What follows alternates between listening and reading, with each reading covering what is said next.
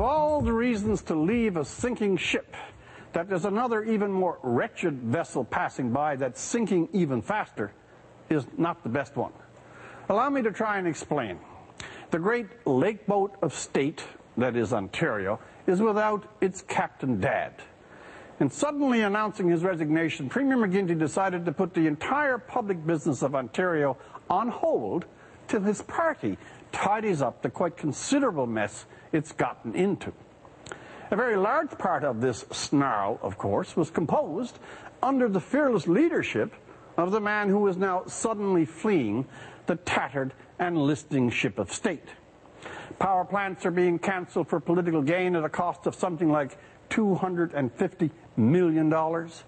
His one-time great allies, the unions, are now saying that Mr. McGuinty is worse, wait for it, than Mike Harris.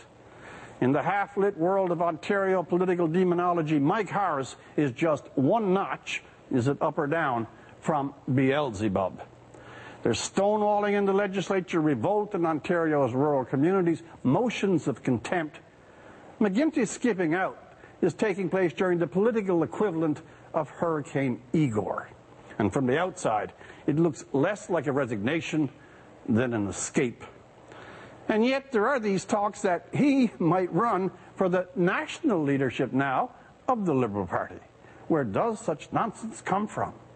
The Ontario Liberal Party, which has had the benefit of years of his close attention, is on the brink of collapse and defeat.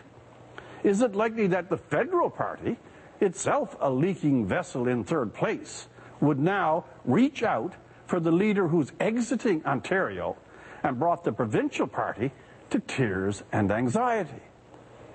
Temperament. Dalton Mcguinty is a kind of low-battery version of the wonderful House of Commons man, Mr. Herb Gray. Mr. Gray, a man whose parliamentary performance lured so many to the delights of watching wet paint making its long, slow journey to being not wet. Can it make any sense at all that the man of no glitter whatsoever, Mr. McGuinty, should enter a competition with a man who overflows with glitter? Against the light-bearer Justin Trudeau, Mr. McGuinty doesn't have the whisper of a chance. Face it, Michael Ignatieff could come back and run for the leadership and beat Dalton Mcguinty at the present time.